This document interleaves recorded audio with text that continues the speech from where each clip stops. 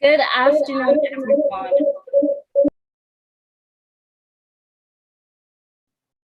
Good afternoon, everyone, and welcome to today's big conversation on climate change resilience, the environment, and development. My name is Krystal Yearwood, and we have a lot in store for you today. In the region, we hear about major storms and hurricanes, sea level rise, coral bleaching, and warmer temperatures. When it comes to climate change, the islands of the Caribbean are particularly under threat. The Caribbean comprises small island developing states which are particularly vulnerable to the effects of climate change. Dedication to environmental activism is highest among youth when compared to other collective groups. Globally, this has been illustrated through the contributions of youth participants who express their willingness to address common environmental challenges. This kind of leadership is needed for forceful, consistent, and coherent action to make a much needed leap forward. Sustainable Development Goals 7, 11, 13, 14, and 16 are of particular importance to small island states in the region. Goal 13 in particular focuses on taking urgent action to combat climate change and its impacts. For the Caribbean and other small island states, to become resilient to these changes, we must address the key issues limiting our adaptation, and that is what we plan to discuss today. But first, we are going to have the CARICOM Anthem video, and then we're going to recap to Caribbean youth lending voices to climate justice, courtesy ABS TV.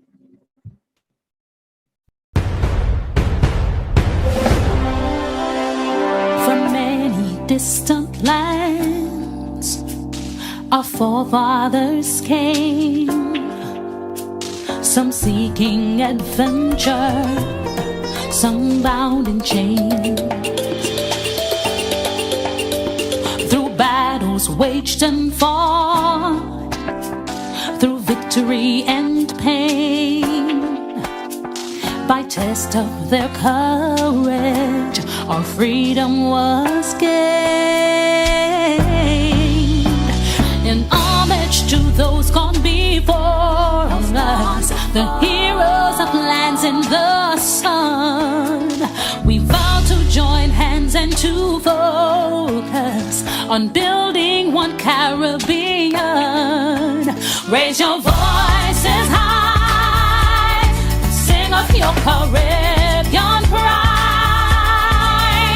Sing it loud and strong, feel our hearts beat as one. Celebrate in song as we rise to heights where we belong. Sound the victory drum for CARICOM. Though great and diverse be our ethnicities, the bonds that unite us are stronger than these. We dine, we pray, we love, we dance and we play.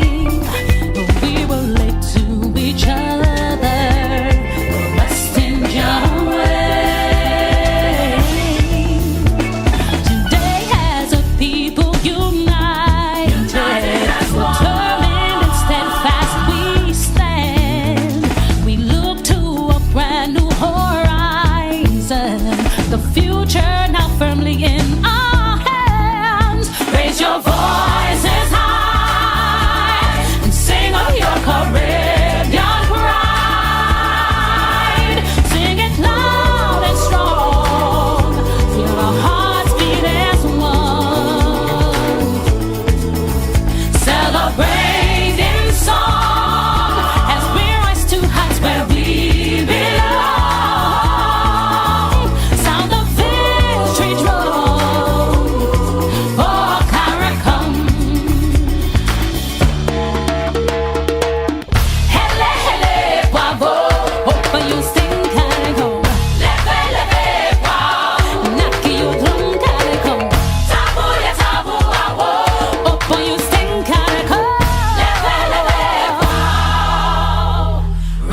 voices high and sing of your Caribbean pride. Sing it loud and strong, fill our hearts beat as one. Celebrate in song as we rush to heights where we belong. Sound the victory drum. Oh, Caracon, hele, hele, bravo. Oh, puyo sting Caracon. Leve, leve, wow. Hele, hele. Tabo, ya tabo, awo. Naki yo drum Caracon. Leve, leve, wow.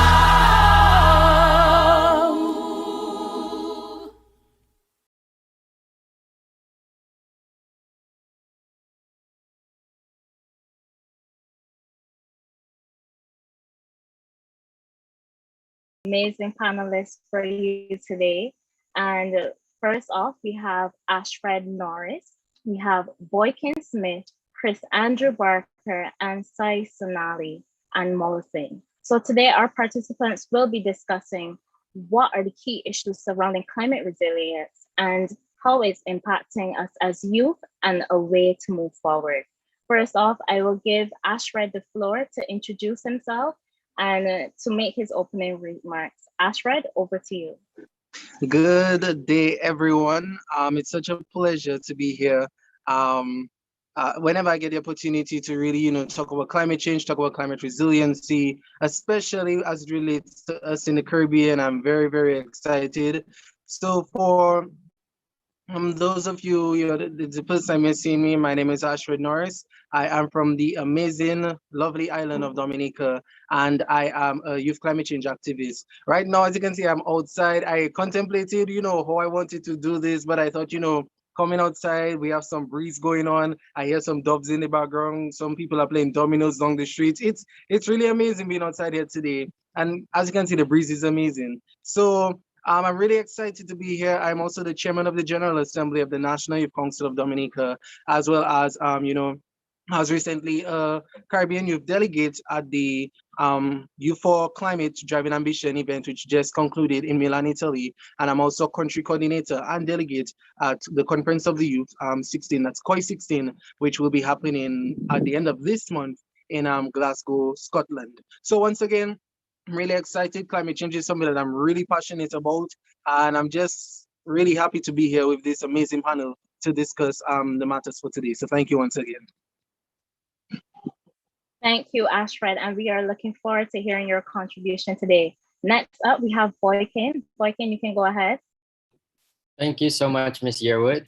My name is Boykin Smith. Like you mentioned, it's such a pleasure to be here with the Caribbean Youth Council. I'm an advocate, a climate activist, and a barrister in training at City University of London. And I also own a firm that specializes in website, web app development, and website development. Today I'm here and I'm so excited to be here to represent the beautiful islands of the Bahamas, a beautiful archipelago of 700 islands and keys. And I'm being here to continue a conversation that the Caribbean Regional Council afforded me the opportunity to participate in the first ever virtual Caribbean Youth in Parliament on climate justice. And we recently passed a resolution on behalf of the Caribbean people to bring about and challenge these issues, building resilience. And that resolution speaks to a lot of the issues and challenges that we do face as small island development states. And so I'm just happy and honored to be here to continue that work that I've been a part of here in the Bahamas at a local, regional level, and even in Canada. Continuously fighting this fight of climate change and continuously continuing the conversation, because it's through this discourse that we can actually get a lot of youth more involved, because this is our marathon and our race to challenge. Definitely, Boykin, and I'm glad you brought up the climate justice parliament that recently ended, because we will be recapping that in a few minutes. But just before we go to that, I want to go to Chrisandrew. Good afternoon, and can you introduce yourself to everyone? Thank you very much, Miss Yearwood. Good afternoon, everyone. My name is Chrisandrew Baker, and I'm here representing Jamaica today. It's an amazing opportunity to be among such lovely panelists. I've heard about a couple of them and their work, and I must say that I'm proud of their contribution to the Caribbean.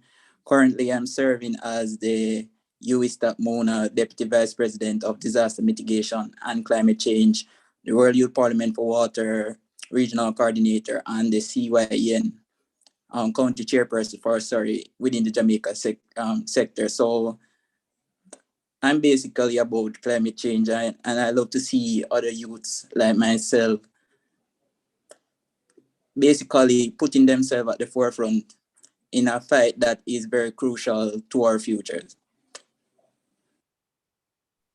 Thank you, Chrisandrew, and we are looking forward to hearing more from you. I think, and finally, we have Sai Sonali. Sai, can you introduce yourself for everyone here today? Everyone, my name is Sai Sonali Anmolsingh. I am from Trinidad and Tobago, and I am the Vice President of Disaster Mitigation and Climate Change at the UE St. Augustine campus. I really love nature. I would say I'm a very big environmentalist, and I think that nature is essential to society. It's something that must coexist, and it's especially important for us to consider being sustainable and reducing the impacts of climate change, because the Caribbean is especially vulnerable to climate change and its impacts. Definitely, I definitely agree with that, Sai. And I also feel so proud to be in such good company and to know that so many of you are USAT ambassadors. I myself was one, so I find this very good, and there's definitely hope for the region with so many young intellectuals becoming part of the climate fight. Now, like I said, we're going to go back and have a brief recap of the Climate Justice Parliament, which took place just a few weeks ago, and then we'll jump right into our discussion. On September 6, 2017, my sister Barbuda was dismantled by Hurricane Irma, resulting in the loss of a life and evacuation.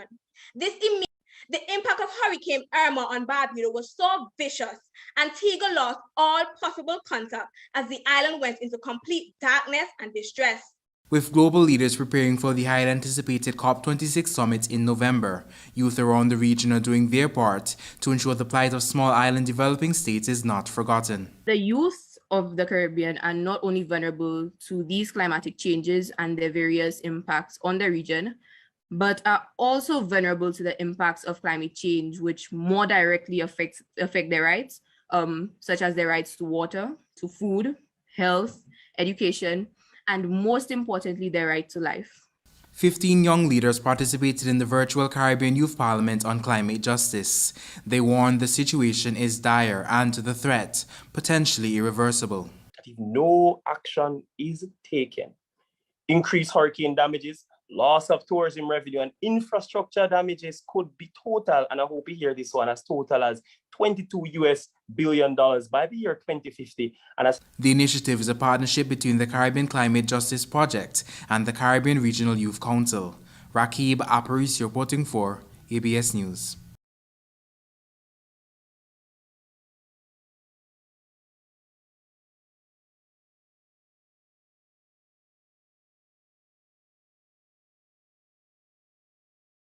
All right, after that review, we are now getting into our question segment. So first off, I want to ask you, Ashfred, this question. So tell me a little more about what inspired you to become involved in climate justice.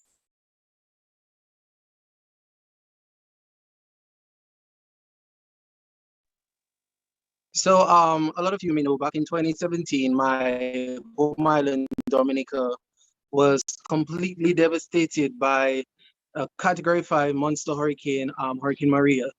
Before then, I wasn't too, keen on the whole climate change conversation, because it wasn't something that, schools really taught a lot. It wasn't something that was really proliferated a lot. We knew that climate change is an issue at the time. We also knew it was an issue. But it's like, as a young person at that time, I believe I was around 16, 17, I thought that, well, this is a problem for the government to deal with. I'm just going to, like, focus on figuring out my life at that point. But when the hurricane happened, it was just a moment for me just to realize that, everything just went on pause. There was nothing that you could really do. The home island is devastated. Your food security is at risk.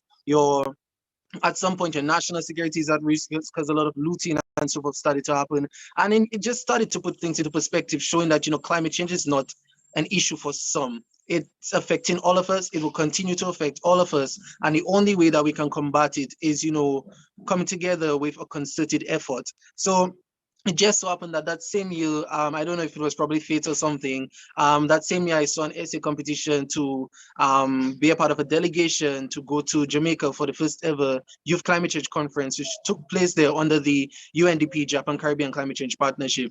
So I was like, what, it wouldn't hurt to get involved. So I did it. I was a part of the delegation, and the hurricane happened just a couple days, or like probably 2 to 3 weeks before the conference was supposed to happen. So when we got to Jamaica, it was just really an eye-opening moment just to watch our presentation on our position on climate change, and just seeing, a lot of the other countries there talking about, the economic impact that climate change is having, the hurricanes and so forth.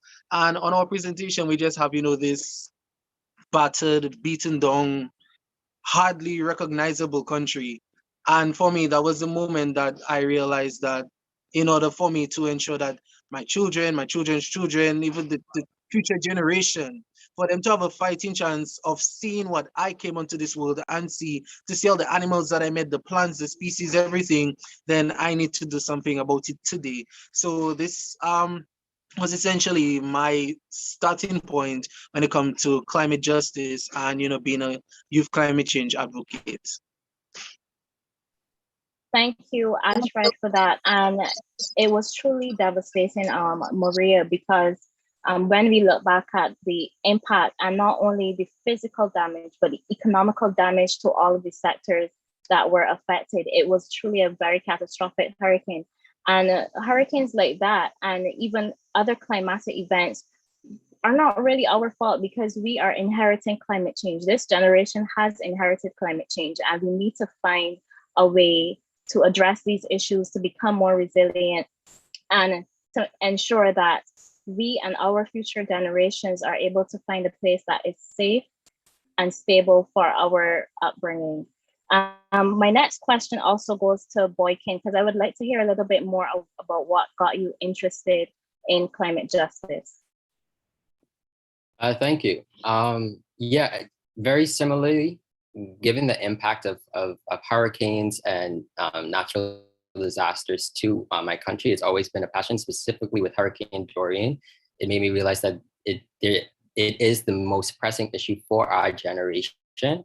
But I think it really started for me when I was doing doing a competition for Junior Minister of Tourism in my country. And we had a topic on mixing biodiversity and tourism. And at that time, I mixed the two terms together to highlight the significance and importance of ecotourism. And as tourism destinations, we want to be able to sustain the beautiful waters, beach, sun, sand, and sea that we do have. And with climate change coming into play even more recently, Irma shutting down tourism, Dorian shutting down tourism, and seeing the impact of that, it made it definitely more pressing. I also went off to Trent University, which is very much a green campus all about sustainable development, and ran overarching campaigns about hashtag Bleed Green, which is their slogan. And that really fueled a passion of activism and community organizing at the local and regional level. And I just came back home to try to fight the fight with all the young folks as well. And so the passion has always been instilled at a very young age and engaging with these issues through political leadership roles. And I'm just grateful to have the space and opportunity to continue doing that work in various capacities like today. We are definitely grateful to have you too. Sai, so I have a question for you, if you don't mind. And that question is, what do you think is the role of youth in climate change and more so building climate resilience in the Caribbean? I know with you, you would have been doing some work, but give us some insight into what that has been like for you. Sorry, can you just repeat? My network is dipping a bit. That's okay, no problem. So I was asking you, what do you think is the role of youth in climate change and building climate resilience within the Caribbean? I would say that youth have one of the biggest roles. Were you able to hear me, Sai? Yes, sorry, can you hear me? Hello? Yes, I think we are back. Hi, Sai. Hi, can you hear us clearly? Yes, I can hear you. Okay, wonderful. Right, so I was asking, what do you think is our role as young people? What do you think, what is our role in climate change and building climate resilience? I would say youth have one of the most important roles in building climate resilience because they are the ones that would be leading into the future. They would be the next active generation to be building and contributing towards society. I would say other groups also play a role, such as government officials, older generations, but especially youth. They would be the ones to ingrain culture. Something you hear a lot of older persons say when they are polluting, for example, littering is something very casual. They would say, oh, well, that's something I grew up doing. So youth would be the force that would bring climate change activism, climate action, all of that. They would be bringing it into education, into action at a young age. And it's something that could hopefully become a habit and bring better changes, at a faster rate, and something that will last along all the generations. We definitely hope so that it will bring about that change. Chrisandrew, I'm going to pose a similar question to you. With you, we start. What has your role been in educating persons about climate change and building resilience at the, I believe it's the Mona campus that you are from? Yeah. So good afternoon once again. I must say that my role has been very crucial within the whole climate education. I'm not really limited to UWStat on a whole, but I must say that UWStat plays a crucial part in getting the information out there. So promoting climate advocacy is one. Currently, we are making plans to launch one of our major climate change projects, which is Code Green, which will see recycling points and tree planting activities happening in specific areas across Jamaica. So we are pushing the whole climate advocacy thing. Youths play a very integral role within all this because youths are more adaptable to the information that is being given. Plus, we are more innovative. So basically, we will be in charge of the world. So, and it is up to us to basically protect the world so that it can be safe for future generations. Thank you, Chrisandrew. I like what you said about youth being more adaptable to climate change and climate resilience, as we will be the one to leave things in the future generation. So my question to all of you perhaps now then is, what do you think the role of education is in climate resilience? So for example, how do we reach everyone and share with them how important climate change is? How do we adapt? And how can education help us to get that message across? I think I will go with perhaps Boykin first, since he seems ready and willing to go. Yeah, sorry, I think my camera went funny. But I agree, education, socializing, as Sonali mentioned, is that when you socialize the people, and through education, that's where we can socialize to create a culture towards hashtag bleed green, or climate resilience, or thinking sustainably and changing our consumer patterns. That's only going to happen when we start to educate each other and have those conversations.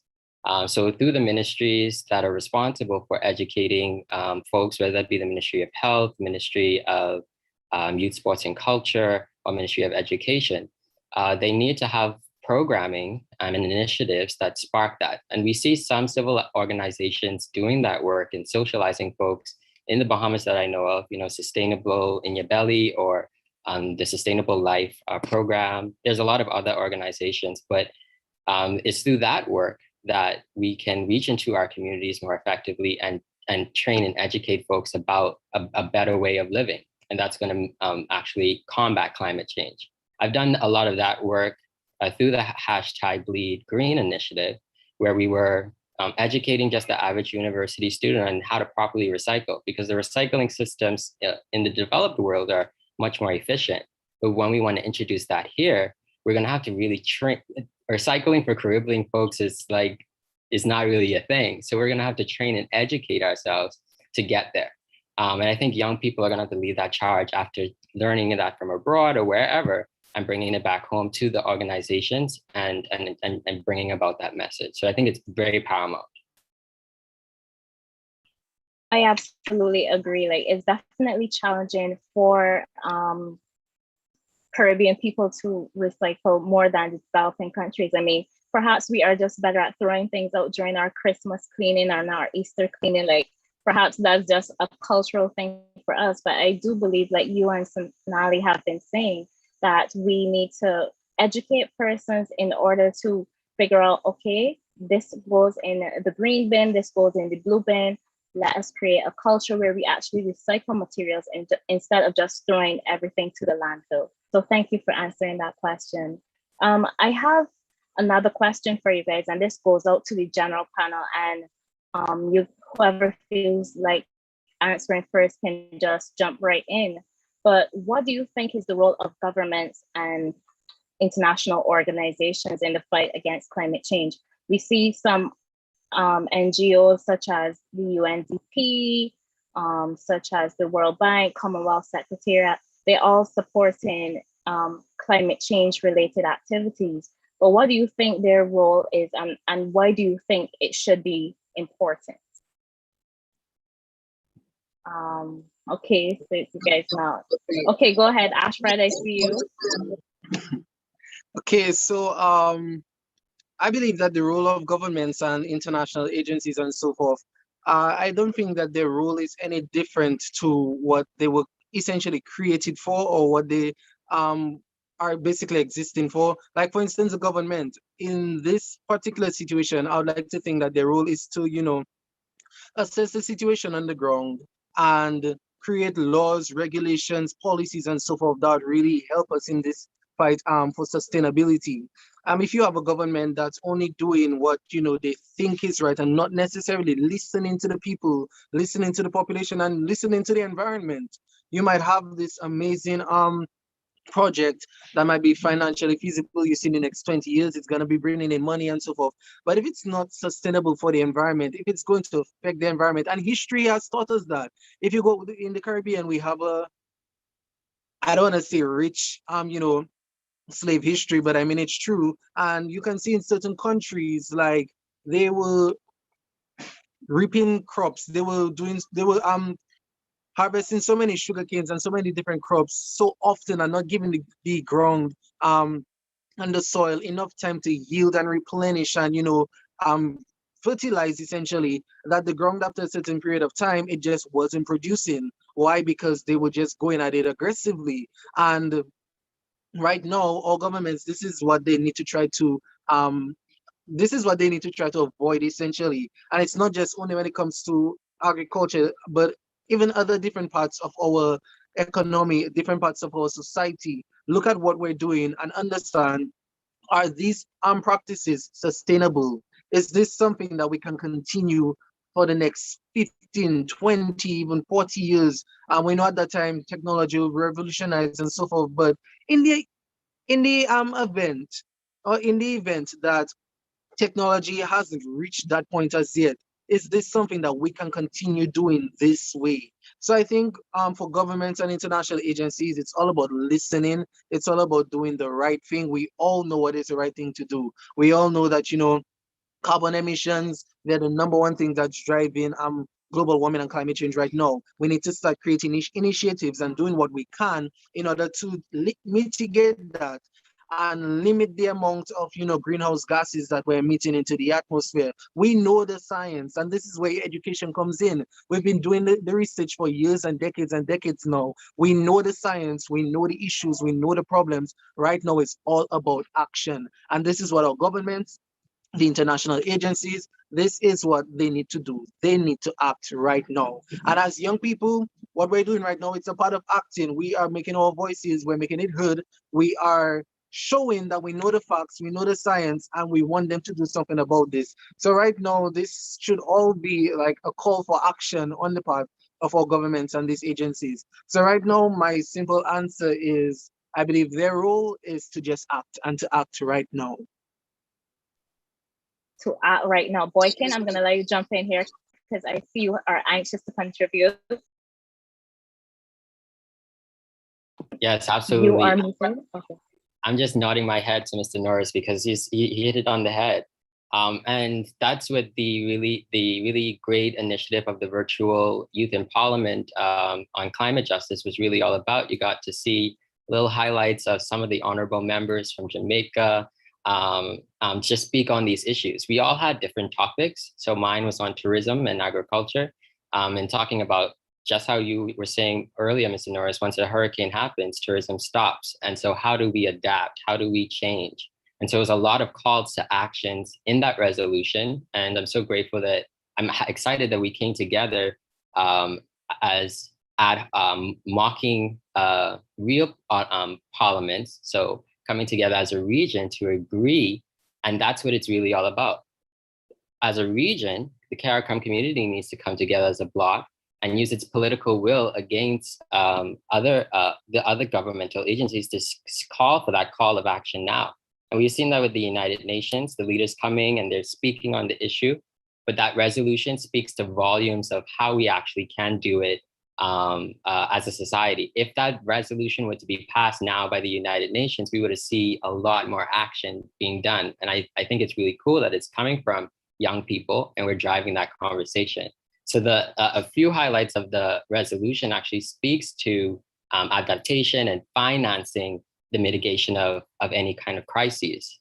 Investments in the Caribbean insurance plan, which needs to be recapitalized, and something really bold and ambitious that I had the opportunity to speak with the organizer, Dr.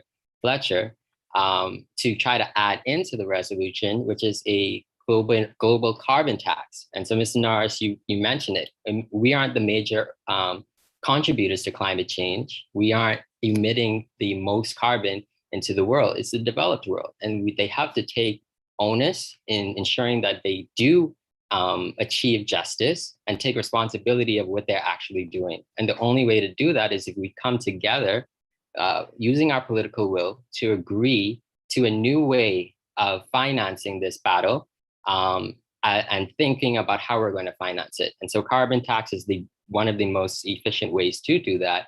And I'm hoping that our leaders are listening to this conversation and every other conversation that we go into, because we're going to get those answers from the young people and we're going to need that political will. And we're going to have to do that too, pushing them to get it done. So they play a major role to do that.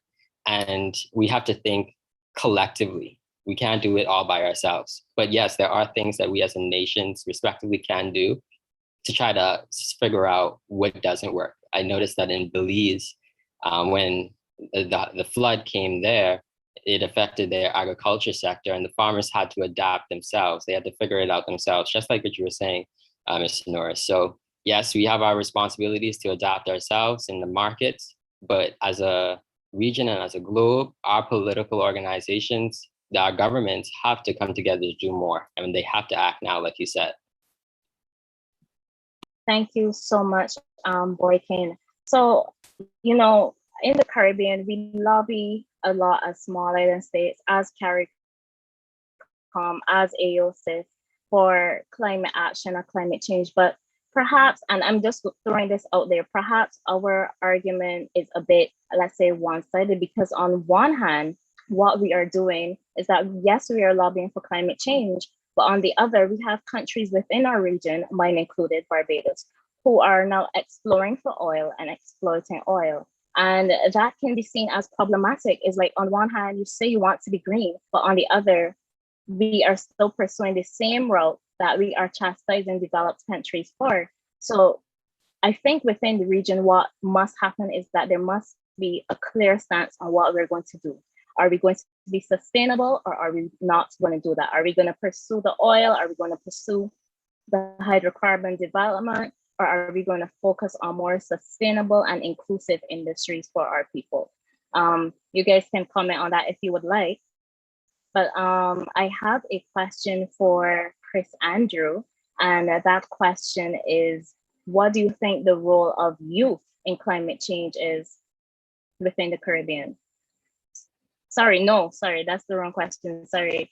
The question for you is, what do you think is the impact of climate change on youth and their livelihood?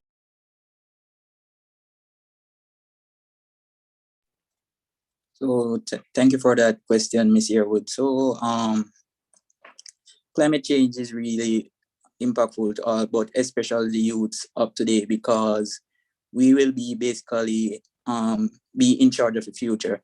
So climate change is a very important topic within the Caribbean right now, because you see what is happening.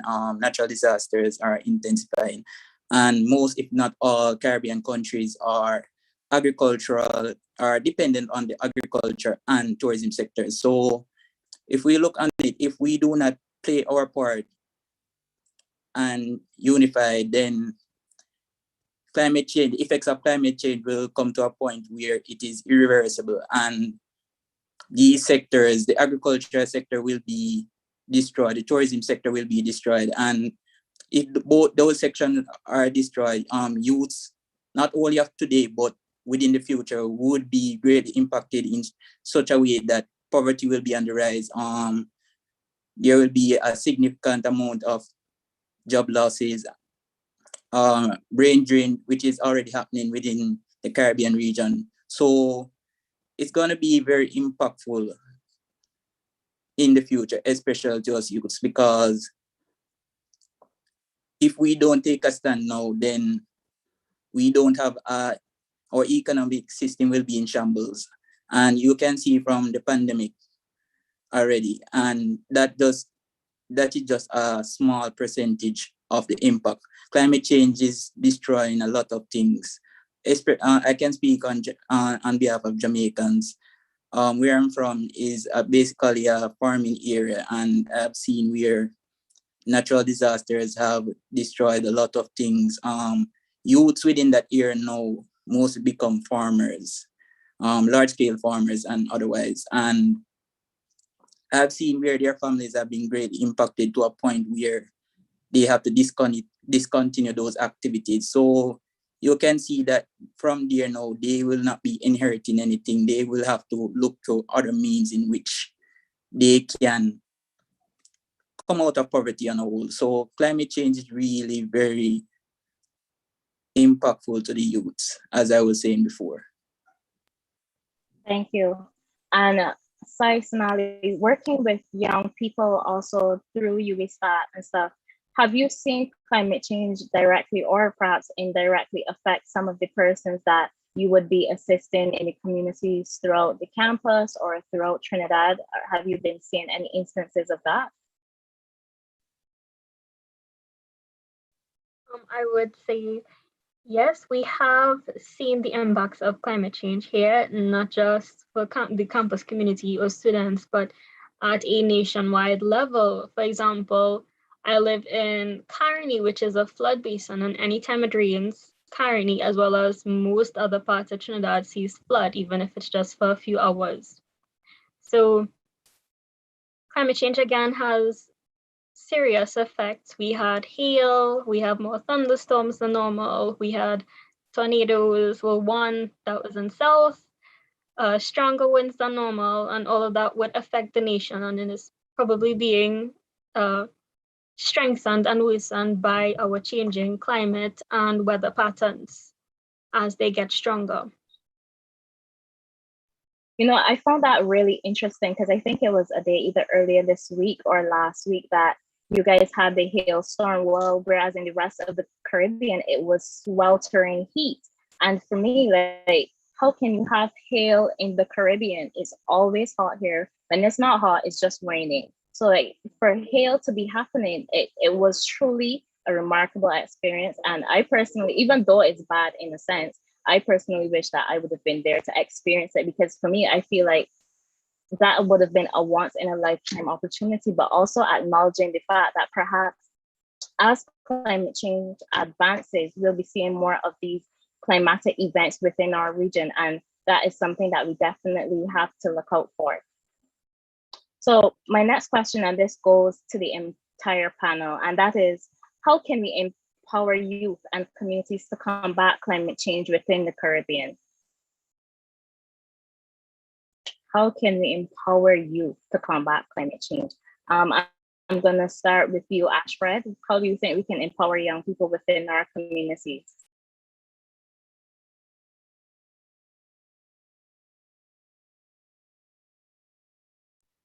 You are muted, Ashfred, if you can hear us. I think Ashfred might be having some technical difficulties. Can you guys Boykin, if you, oh yes, he is back. Yes, Okay. we can hear you now. Okay, so how can we empower youth? Well, as part of being a part of the National Youth Council of Dominica, one thing that I've realized is that the way that we operate and the way that we work is through youth groups and youth organizations, right? So we essentially work to represent youth, but mainly those who are a part of a youth organization. So to be a registered member with us, you need to be a part of a youth organization. And I saw that as a great way for young people to get mobilized, because it's one thing to have each and every one of us here. Right now, I'm seeing probably like 4 to 5 islands being represented, but we're all individuals, we're all singular, and we can be as passionate as we want to, but if we're not an organized and a mobilized group, then to be honest, who's really going to take us seriously, right? So when you have the power and the backing and the support of a community, then the empowerment comes with that as well. So I think the best way that we can empower young people right now, apart from, the governments and, those international organizations, giving funding to some of our projects and so forth. But even for that, for them to take us seriously, we need to be organized, we need to be mobilized, and we actually need to know what we're about. So I think the best way or the best advice that I can give right now, as to how we can empower young people, is to encourage them to come together, develop organized youth organizations and youth groups, and champion for a cause. If you want to focus on conservancy, focus on conservancy. If you want to focus on deforestation and land degradation or soil erosion, or even endangered species or so forth, look at something that you're really passionate about and mobilize yourself, get into a group, and demand things from your governments, demand things from the people who are supposed to be protecting us right now. So that's how I believe we can empower young people in this day and age. Thank you, Ashfred, for that very passionate plea. Chrisandrew, what do you think? All right, so what I think is that while we are out there while we are out there empowering youths and different communities to basically help in the fight against climate change, we have to make it relevant. We have to make combating climate change mean something to the youth and the communities on a whole, because if it doesn't mean something to them, to us, then how can it mean something to the different communities? How can it mean something to the youth across the Caribbean region or in the world on a whole?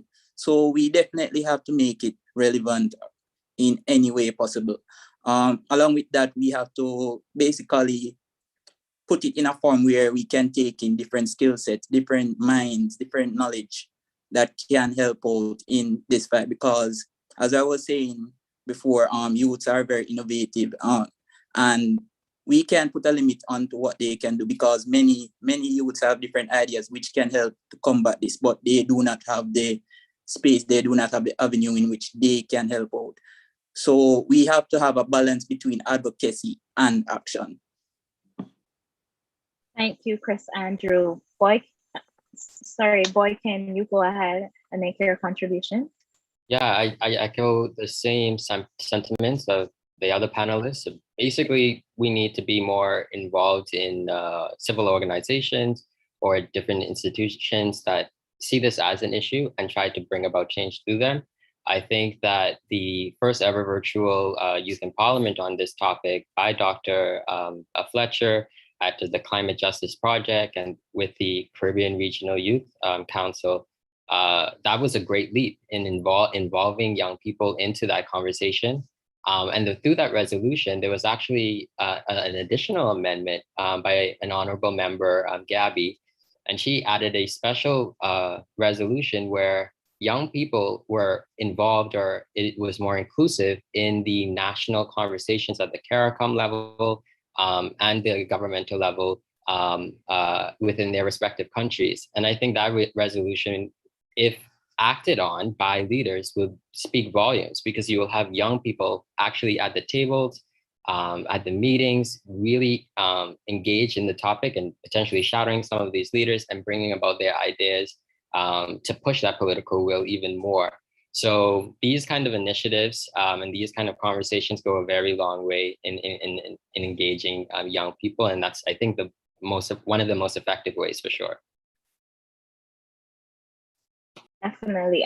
I agree with all that is said. So basically we need the political will to be behind us. We also need to be organized. We need to mobilize our youth organizations, and we need to empower them to feel comfortable making a change and stepping out and being bold and saying, okay, this is the future I want for myself, and we need to do this in order to achieve that goal. Thank you so much, everyone. So my last question for all of you, and I really want you to think about this, is if you could make 2 recommendations to your government or to CARICOM in general, what recommendations would those be to help build climate resilience?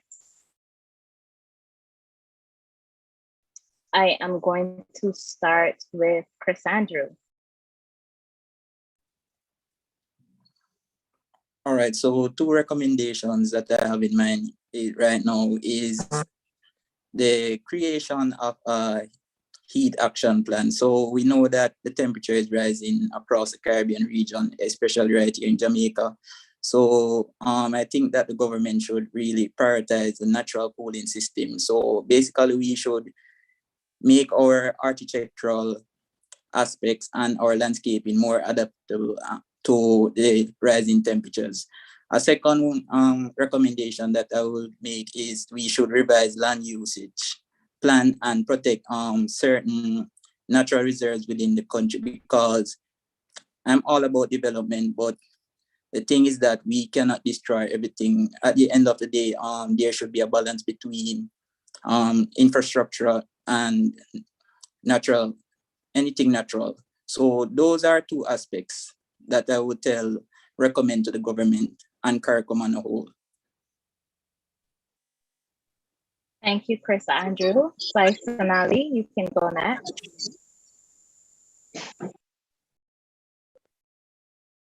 Okay, so for the first recommendation, I would say needs to be done. Hello. Okay, I think Sai may be having some technical issues, so we're going to move. Okay. Hi, Sai, are you back? Yes, we can hear you. Okay, I can hear Thank you, Sai, for joining us again. We would like your 2 recommendations for how we can become more climate resilient. If you had to present them to your personal government or what 2 recommendations would you make in order to help us build climate? Well, the first one I would say is that we need to be more involved and targeting individuals at the community level, to be more involved with them. Because again, as I mentioned, a lot of people have the habit of not engaging in climate action. Some of them are not aware, some of them don't care. So I think they need to be more engaged with the community and have stronger law enforcement, especially even if there are policies, they are not enforced. And the second is I think that we need to have more diversification. So if we look at some of the more recent policies done for Trinidad, they all focus on two main principles, and that's number one, reducing our emissions, and number two, reducing emissions from transport. I think there are many more areas we need to focus on, even though emissions are important. We do need to focus on infrastructural development because, again, we have flooding very often. We also need to look at renewable energy sources. So, for example, I don't know what the current number is, but a few years ago, it was 99% of our energy in Trinidad came from fossil fuels. And again, same is a very high percentage for the rest of the world. And in the Caribbean, we have the capacity to be fully solar powered. Many Caribbean countries also, depending on their landscape, they can rely on wind, they rely on geothermal energy, hydroelectric energy. So there's so many more avenues to look at for sustainable development and bettering climate change as it is now. There are so many more actions that we can take. And I would say the government, similar to the parents or teachers of the countries, they are the ones that have to make the rules and enforce it. And someone said to protect us. I agree. It's our actions, but they also play a role. So those are the two I have.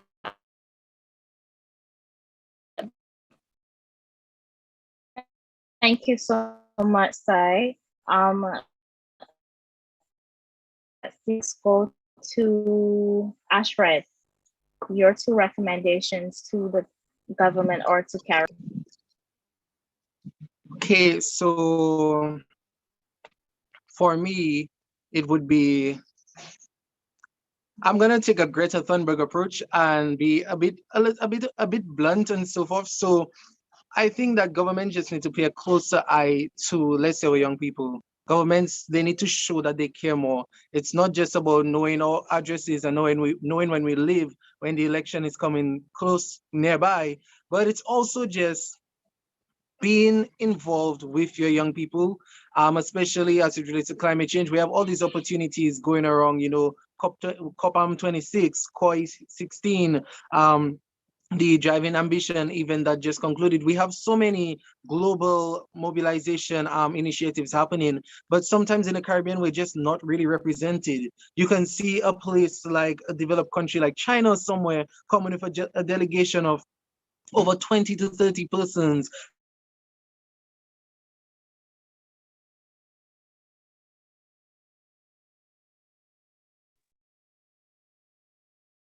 I think we may have lost Ashfred there to some technical difficulties, but total delegation we will try to get him back. Ashfred, can you hear us? Yes, I can hear you guys now. Yes, you're back in. So you were saying about developing countries like China who come in with their large delegations. I think that's where we lost you. Right, and sometimes the Caribbean we're just underrepresented. So sometimes these delegations, the negotiations, they go on for hours and hours. And imagine having like 2 delegates from Dominica, 3 delegates from Barbados, 3 from Jamaica, and that type of thing. Like they will not be able to keep up like the bigger countries that can just participate more. So I think when it comes to things like this, just invest a bit more into it. Pay a closer eye when it comes to young people, see those opportunities, and just give them the ability to partake in those decisions, partake in those initiatives. When they come back to the island, you'll be very surprised by the impact they make. So one, I believe that they should pay a closer eye and closer attention to the young people and just connect them with more opportunities. We always speak about making more opportunities, but we don't talk as much about connecting young people to opportunities that are already available. So I think, I believe that is my recommendation. Just that one recommendation, to connect young people to more opportunities and just be that guy, be that facilitation where the young people can really depend on you to do that. So I think that's my recommendation. Thank you, Ashfred, for your very passionate recommendations. Boykin, you bring up the rear with your recommendation. Okay, 2 for the Bahamas. Well, I'm going to circle back, Ms. Yearwood, to one of the questions that you posed about the economic sectors that actually contribute to climate change. And what I realized in my when I was getting ready for my presentation is that tourism and agriculture in many ways contribute to climate change. The migration of people via air, land, and sea, you're emitting carbons. The cruise ships they don't have the best waste programs, and so on and so forth. And people coming, they don't manage waste and what's not. So one thing that I thought about, especially as a nation that's going to be, it's projected to be underneath water come 2050, is that we actually make some investments in the tourism sector, but thinking sustainably and effectively to try to mitigate some of the challenges that we do have. So for example, if we were to invest in a national cruise line, we would have the accommodations for folks when a natural disaster happened. The last time when we had Hurricane Dorian, we had to rent cruise ships from the major cruise lines, and that just kind of added and made us more vulnerable. It also would create jobs more into the sector and bring about transport to the family islands, because we're an archipelago. So there's many factors that a national cruise ship line for our country would be beneficial, and conversations have been had about that. But no action really has been done because of how the system actually is right now and who owns them and has control over them. So that's a lofty, idealistic dream, but I think it's a strategic and sustainable one, especially when we're thinking about addressing climate resilience and building climate resilience. So if the cruise ship was like a doomsday style 2012 kind of infrastructure, that's something that can actually protect us and actually save us during times of needs while creating more revenue. But it has to be designed in a way that's sustainable. And the second one, and it kind of just piggybacks on what everyone else has been saying today, is to definitely read the virtual Youth in Parliament resolution for Caribbean people on climate justice. You can definitely see it online, and it actually has 13 amazing action plans that speaks to a lot of what we've been talking about so far. And I think especially the final resolution, where we want more young people as delegates, as Mr. Ashfred was pointing out. If we take a look and read that, bring it to our members of parliament, bring it to the tables of care, bring it to the United Nations or a COP26, and actually see that being passed and acted on and implemented, I think that's going to bring a world of change. So the Bahamas can be a part of that, which I hope will happen through some conversations. That would be great. So those are my two, one economically and dealing with the catch-22, but wrapping up what we as young people through that resolution were able to achieve and what we want to continue pushing.